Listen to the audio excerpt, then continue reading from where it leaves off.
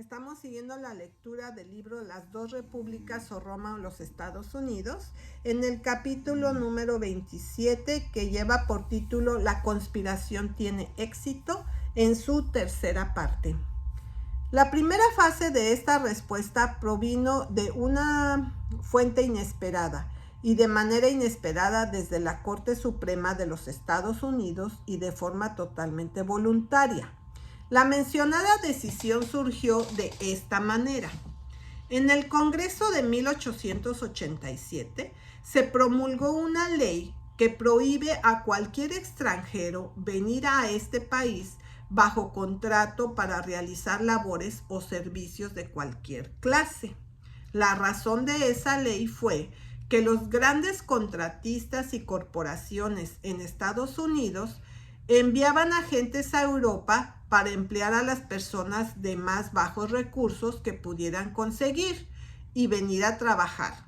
Ellos pagarían sus gastos y debido a esto requerían que trabajaran tanto y obtuvieran los salarios más bajos después de su llegada. Esto estaba depreciando el precio que los estadounidenses deberían recibir por su trabajo y por lo tanto el Congreso promulgó una ley de la manera siguiente. Sea promulgado por el Senado y la Cámara de Representantes de los Estados Unidos de América reunidos en el Congreso, que desde y después de la aprobación de este acto será ilegal para cualquier persona, empresa, sociedad o corporación de cualquier manera pagar por adelantado el transporte o de alguna manera ayudar o alentar la importación o migración de cualquier extranjero o extranjeros en Estados Unidos, sus territorios o el Distrito de Columbia, bajo contrato o acuerdo, libertad condicional o especiales, expresos o implícitos, realizados con anterioridad a la importación o migración de dichos extranjeros, para realizar labores o servicios de cualquier tipo en Estados Unidos, sus territorios o el Distrito de Columbia. Ahora bien, la corporación Trinity Church, una iglesia, en la ciudad de Nueva York, contrató a un predicador en Inglaterra para venir aquí y predicar para ellos. Lo contrataron antes de que llegara. Era un extranjero y vino bajo contrato para realizar el servicio para esa iglesia. El fiscal de distrito de Estados Unidos entabló demanda contra la iglesia por violar la ley. El Tribunal del Circuito de Estados Unidos decidió que la iglesia era culpable y dictó juicio en consecuencia. Se presentó una apelación a la Corte Suprema de Estados Unidos por escrito. La Corte Suprema revocó la decisión, primero tras el principio correcto y bien establecido de que la intención del legislador es la ley. El tribunal citó directamente del informe del Comité del Senado y del Comité de la Cámara, quienes tenían el proyecto de ley a cargo cuando fue sometido al Congreso. Y ambos dijeron en términos expresos que el término obrero o trabajo o servicio utilizado en el estatuto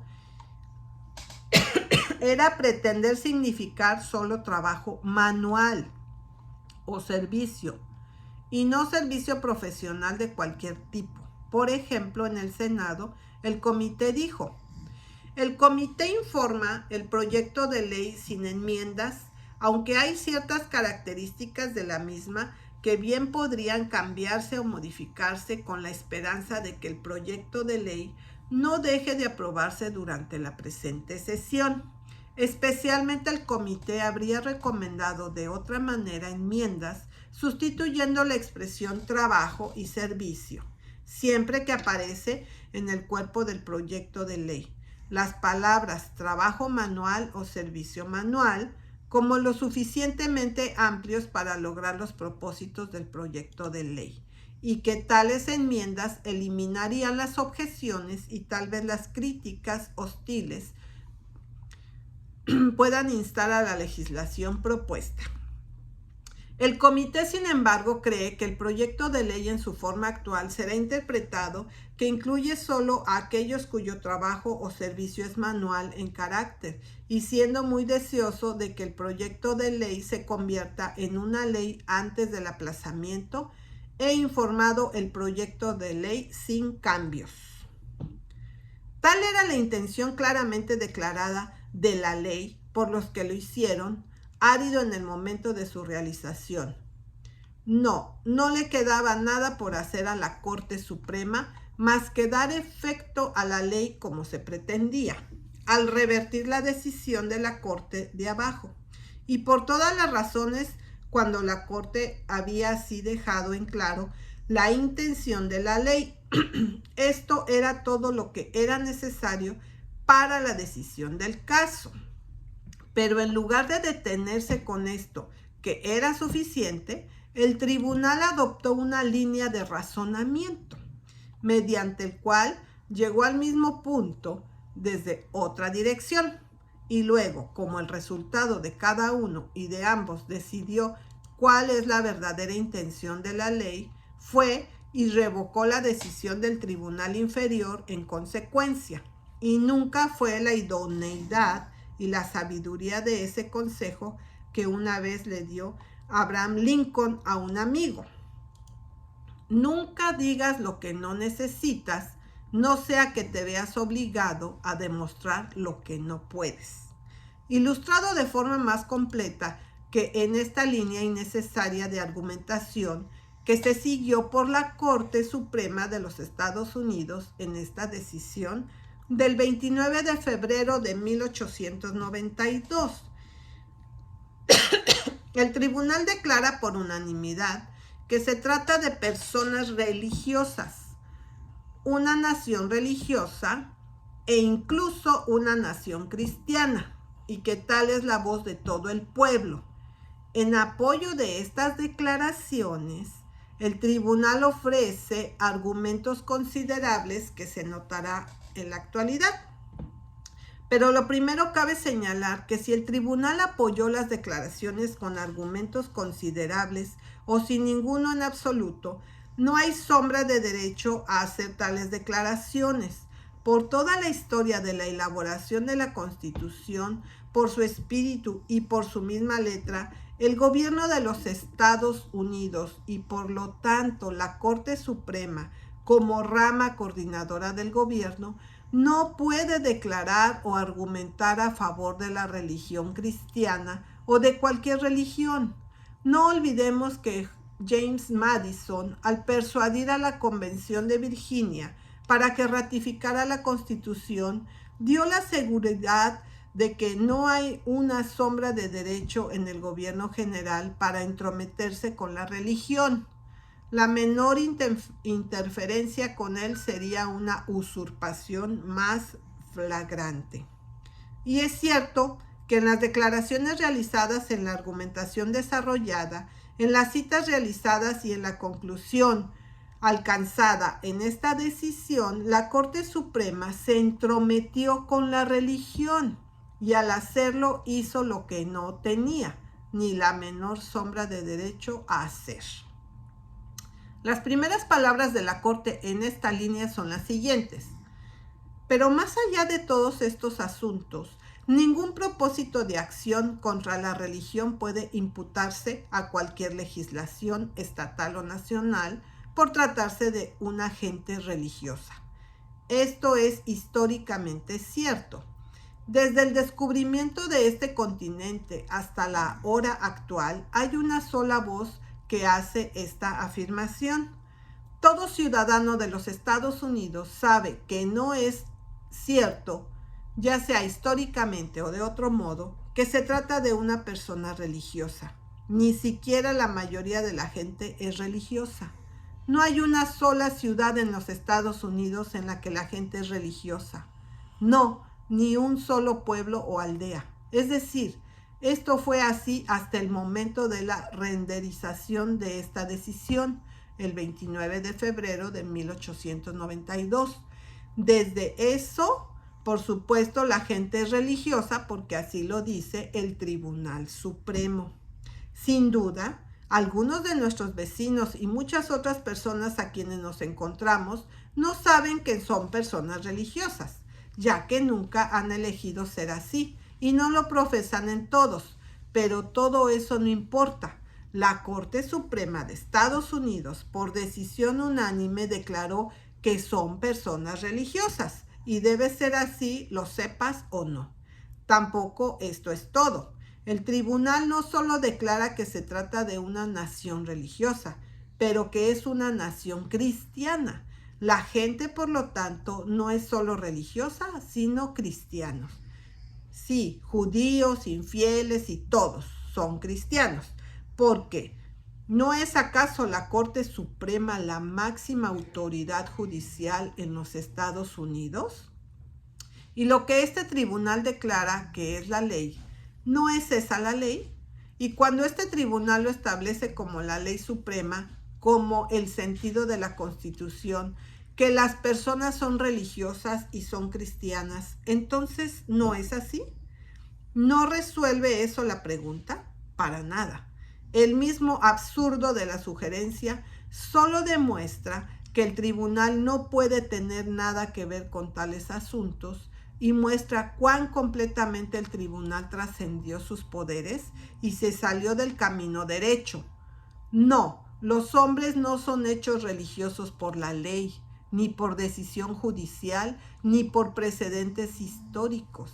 La afirmación de que desde el descubrimiento de este continente hasta la hora actual hay una sola voz, haciendo la afirmación de que esta nación es un pueblo religioso, es igualmente justo en el blanco, porque en el momento de la realización de este gobierno nacional, se escuchó una nueva y fresca voz contradiciendo el largo, lúgubre y monótono de las edades y declarando para esta nueva nación que no está en ningún sentido fundada sobre la religión cristiana y que nunca podrá tener algo que ver con la religión, que no tiene una sombra del derecho a entrometerse con la religión y que la menor interferencia sería una usurpación flagrante.